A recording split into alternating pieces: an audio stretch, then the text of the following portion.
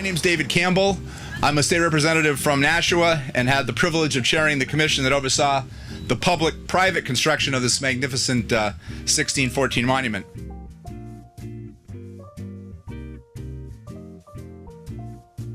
As a senator for District 24, it's my privilege to say welcome to the Seacoast. And every day, any day, is a good day on the Seacoast.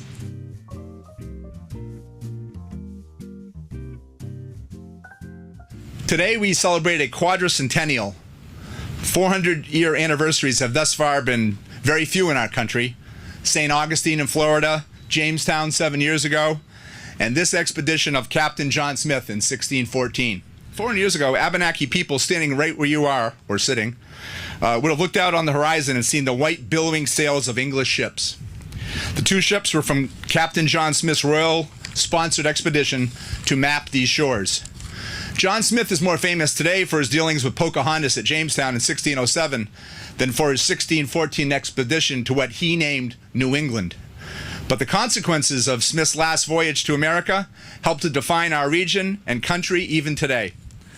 This monument honors that history and will share the important story for generations to come.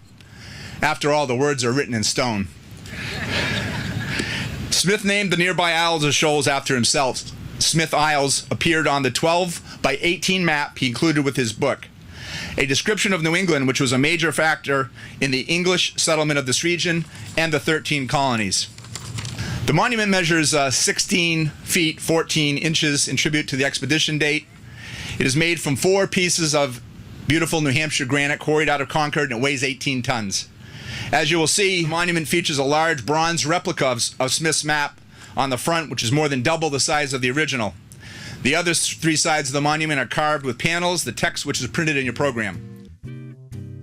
We're gathered for the 400th anniversary celebration of John Smith's voyage to his naming of New England. I am Captain John Smith, and I'm an explorer of this new world.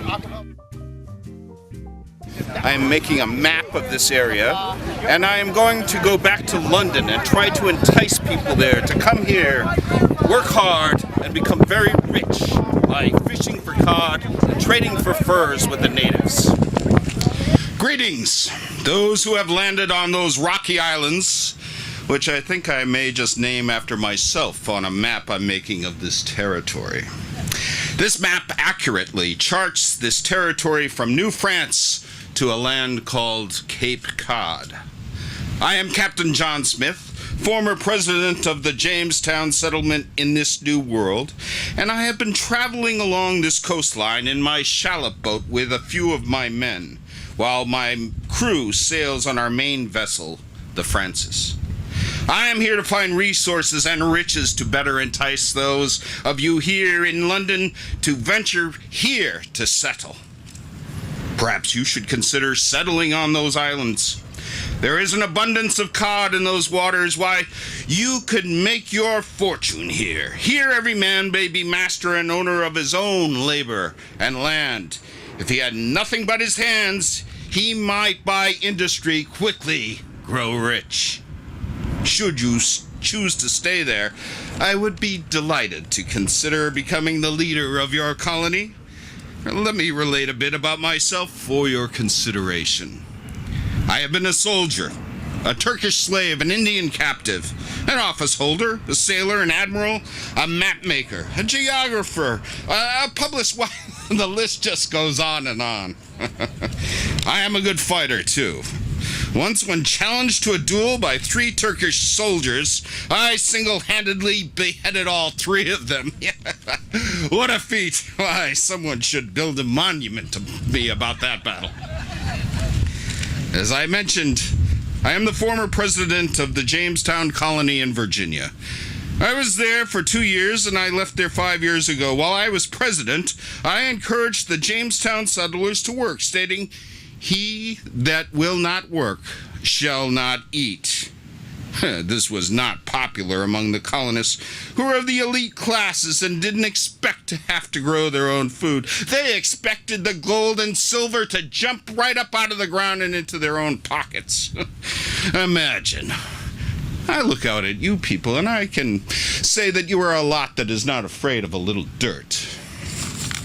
I forced those Jamestown colonists to plant crops, to repair the fort, and to develop products like pitch and soap ash for export. I organized the building of houses, fortifications, and a church. During my administration, the survival rate among colonists rose dramatically to more than 90%.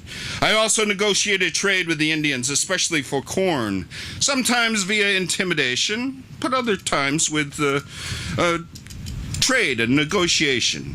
As you could see, I would make a strong leader for your settlement here, and you would likely to have great success. Some say I do not stint on praise for myself.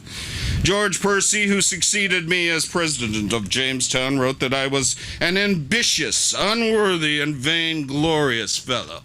Ha! I but speak the truth of my own accomplishments.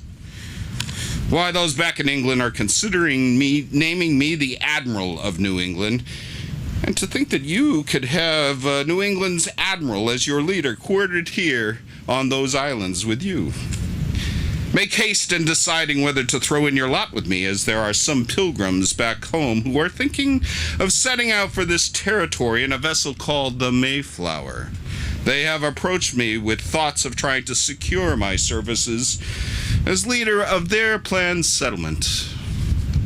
Make me your leader, and I will call you my children, for you will be my wife, my hawks, my hounds, my cards, my dice, and in total my best content, as indifferent to my heart as my left hand to my right. That is to say, I will promote your interests with the king, and do well by you in taking the codfish from those waters to trade for goods in Europe. Why, in a few decades, you people here on that star-shaped island could be the most eminent supplier of codfish in the world. I thank you.